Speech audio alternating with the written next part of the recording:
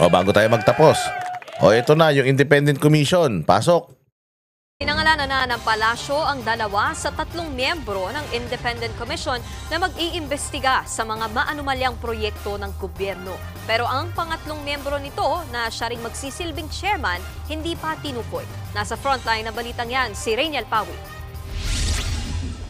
2 araw matapos ilabas ang executive order para sa Independent Commission for Infrastructure o ICI, may mukha na ang 2 member ng 3-man investigating panel. Rogelio Babe Singson, Commission Member. Rosana A. Fajardo, Commission Member. Si Singson ay dating kalihim ng Department of Public Works and Highways o DPWH. Pinamunuan niya rin ang Bases Conversion and Development Authority o BCDA. Habang si Fajardo isang Certified Public Accountant at kasalukuyang Country Managing Partner ng SGV and Company.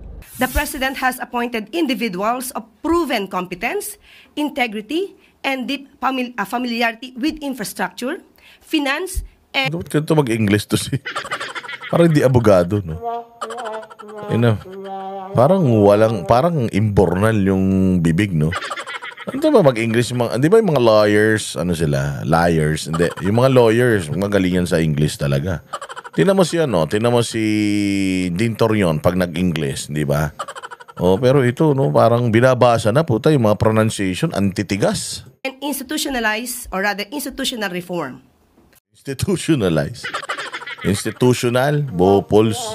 Tatayo namang special advisor ng ICI si Baggy. Ito yung sinasabi ko. Special advisor si Magalong. So if Magalong is a part of the investigating team. Ibig sabihin hindi na siya pwedeng humarap either sa Senado, sa Kongreso. Why? Ma-jeopardize yung investigation nila. Di another form na naman ito ng pagpigil kay Magalong para ilabas yung kanyang mga nalalaman. Di ba? Magaling talaga ng gobyerno eh. Si Diskaya nagsasalita, ginamit nila si Biko para sabihin na na sinungaling to. Hindi na ngayon sila papasok sa Witness Protection Program, pati si Tito Soto, binanatan pa si Diskaya. Magtito ang bumanat sa Diskaya na hindi na sila dapat na magsasalita dahil wala ang katotohanan mga sasabihin nila. So ibig sabihin, yung mga congressman na pinangalanan ng mga Diskaya, wala na yun. Kasi sinungaling daw sila. Parang gano'n ang sinasabi ni Biko at saka nito ni Tito Soto. Ngayon, sino pa yung mga magsasalita? Yung Bryce nagsalita, tapos ang dinamay Senado, siya yung pwede sa WITSEC, Witness Protection Program. Pero ito si Magalong, ito yung nangungulit na, imbitahin nyo ko dyan para magkaalaman. Ito yung hinahamon ni Abante na magsalita ka dito, hindi naman nila iniimbita. Ngayon, iimbitahin pa ba nila to? Pag tinanong, ba't ninyo pa iniimbita si Magalong? Anong sasabihin ng mga congressman? Hindi na namin pwedeng iimbitahin si Magalong kasi parte na siya nung Independent Commission or Independent Investigation Team ni Bongbong Marcos. So, yung investigasyon nila masisira lang. Kung magsasalita dito si Magalong, pabayaan na natin na yung kung ano yung maging resulta ng investigasyon nila, pabayaan na natin yun sa kanila. Dito sa amin, hindi na namin to pwedeng imbitahin. Gawa ng pag nagsalita ito, masisira investigasyon nila. Kunyari, mapipreempt. Pero sa totoo, pinipigilan lang nila magsalita ito si Magalong. Kaya sinama nila dyan, ikaw Magalong, napaglaruan ka nila. Ikaw talaga, hindi ka nag-iisip ha? Ito maganda tong balitang ito, mga bossing, bago tayo magtapos. Napakaganda nito kasi nag-iimbestiga sila tungkol sa flood control project. Si Bongbong nagbuo pa ng sarili niyang komite. Ito ang para sa iyo. Binoong Independent Commission para imbestigahan ang flood control scam ang 2 nag-imbestiga sa ill-gotten wealth ng pamilya Marcos. Punto ni dating Presidential Commission on Good. According to Presidential Commission on PCG for good government something. Basta yung sa PCGG. Ito yung mga humahabol sa kayamanan ng mga Marcos. Kasi maraming ninakaw yung tatay ni Bongbong Marcos. Gusto nilang isole ni Diskaya yung mga ninakaw niya, pero yung mga ninakaw nung mga magulang niya ayaw nilang ipasole. Nung kampanya, yun din ang sinasabi nila na yung mga ginto i-distribute sa mga Pilipino na sa dami ng pera nila babayaran ng utang ng Pilipinas. Pero hayop na yan, mas lumaki pa ang utang ng Pilipinas under his administration. Kaya mambubudol talaga ang mga punyemas na ito eh. O di ba? O pakinggan natin to. Government Commissioner Ruben Carranza, hindi lang sa kredibilidad ng mga bubuo ng komisyon masusukat ang independence ng isang independent commission, kundi sa kredibilidad ng mismong Pangulo na mag-a-appoint ng mga miyembro nito. Hindi pa Yes. Anong kredibilidad meron si Bongbong? Yung nanay niya magnanakaw, yung tatay niya magnanakaw. Tapos siya ang bubuo ng komite para labanan yung pagnanakaw. Utangin na yan. Parang magnanakaw, ipapahuli mo yung sarili mo na magnanakaw. Hindi naman mangyayari yun. Kaya nga kung reputasyon ng titing, kasi ba't binoto nyo pa to eh? Tangina magnanakaw yung nanay, magnanakaw yung tatay. Binoto nyo pa yung anak. Di anong gagawin ng anak kung magnanakaw yung mga magulang? Alam mo, santo yan. Magbubunga ba ng santo yung o magbubunga ba ng santol yung mangga? Hindi naman. Magnanakaw tatay, magnanakaw nanay. Sigurado anak magnanakaw yan. kasi anya inaamin o isinasauli ng Pangulo at ng kanyang pamilya ang napakinabangang ill-gotten wealth. Kabilang dito ang yaman na nakuha sa 15% kickback na kinubra ng kanyang ama na si Pangulong Ferdinand Marcos Sr. sa mga flood control projects din. May mga flood control projects issue din pala yung tatay mo nung hayop ka. May kickback pa kayo, sinuli nyo na ba yan? Pinapasoli nyo sa diskaya yung kanila, tapos yung sa inyo, hindi nyo yung sinusuli. Kakapal ng mga mukha nyo, iniimbestigahan nyo yung iba, pero sarili nyo hindi. Bago tayo maniwala dito sa mga ginagawa nilang to, dapat isoli muna nila lahat ng ninakaw nila sa Pilipinas. Di ba? Panahon ng diktadura, kabilang na ang mula sa mga Japanese contractors, gaya ng pinatotoo noon sa isang testimonya ng Public Works Secretary ni Marcos Sr. na si Baltasar Aquino. Nasa pagitan ng $5 to $10 billion ang tinatayang kabuuang nakulimbat ni Marcos Sr. at mga cronies nito. $10 billion. Magkano na yan ngayon? Yung 10 billion. Grabe, ang laki ng $10 billion nun. Pucha, yung 5 piso nga nun, ang laki na eh.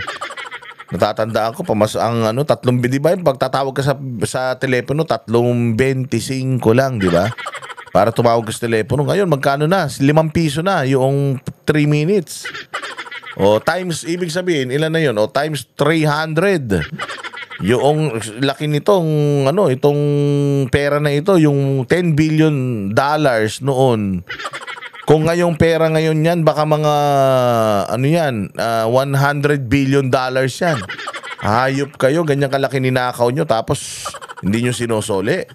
Sa loob ng 20 years, habang nasa $3 billion pa lang ang na-recover ng PCGG as of 2022. So kung gusto niyang magpakita ng akbang para paniwalaan siya, na seryoso siya, no? At totoo yung sinasabi niya na lalabanan niya yung corruption sa flood control, siguro ang unang-unang kaya niyang gawin na walang tututol, no?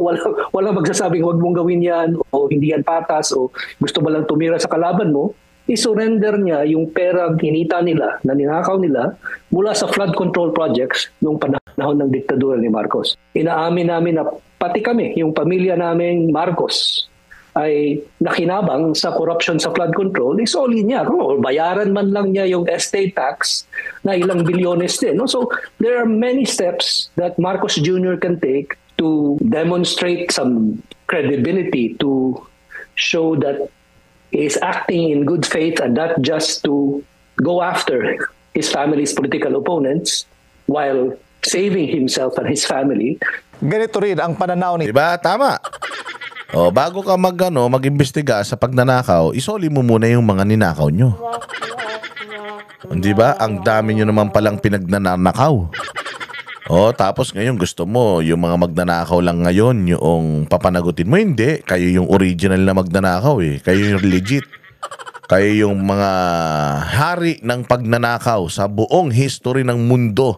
Yung tatay mo yung may pinakamaraming ninakaw. Tapos sasabihin mo, matino ka?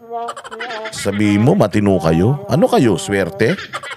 JC Punong Bayan, ekonomista at nagsulat ng librong False Nostalgia na nagdokumento sa ilang Marcos myths. Ayon sa libro, patunay ang ruling ng Korte Suprema na may ill-gotten wealth ang pamilya Marcos, kabilang ang multi-million-dollar Swiss bank deposits na na-forfeit in favor of the Filipino people. The problem with that is any kind of... Ayun, okay na. Di ba? O, yun lang lagi natin sinasabi mga bossing. Huwag tayo magpapabudol dito sa mga hayop na ito. Yung mga ginagawa nila ngayon, yung mga optics ngayon, kung mapapansin natin, lahat yan, puros pagtatabon lang, puros moro-moro lang yan. Walang matinong mangyayari dyan o walang makukulong na taga-gobyerno dahil dito sa mga kabulastugan na ito. Bagkos, isasakripisyo pa nila kayo. Sakripisyo nila yung taong bayan para lang mailigtas ang mga sarili nila. Sabi ko sa inyo, nagsisimula na nag-aaklas ang mga Pilipino at nagsisimula na rin ang gobyerno na palakasin yung kanilang depensa mula dito sa pag-aaklas na ito. At sabi ko sa inyo, nakita kong mga napakaraming sundalo na yon na papunta rito ng Metro Manila. Sa nakikita ko parang merong ako ito, opinion ko lang. Pwedeng mali ako, malamang mali ako.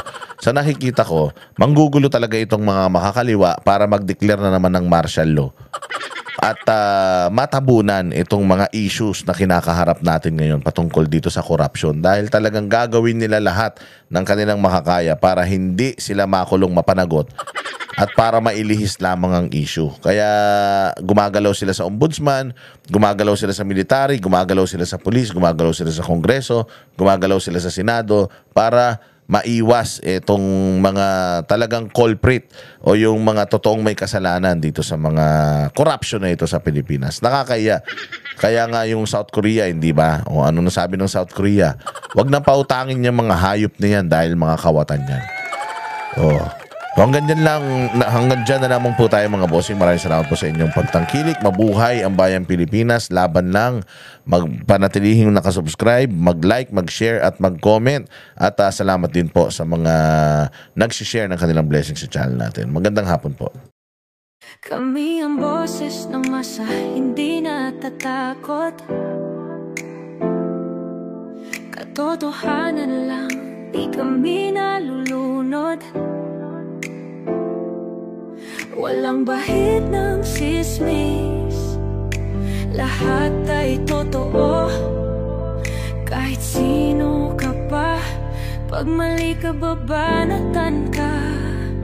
Walang pinipili kulay, wala kaming kinikilingan. Basta para sa bayan, kami lalaban.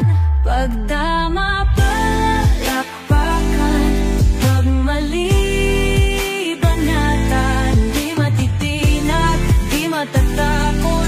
Para sa bayan, tuloy ang sigaw. Sa harap ng kamera, walang halong takot. Mga baluktot, lahat kayo'y tutumba. Ang hustisya at totoo, yun lang ang mahalaga. Kahit sinong harang, di kami matitinag. Walang pinipiling kulay, wala kaming kinikilingan. Basta para sa bayan, kami lalaban. Pag tama palakpakan,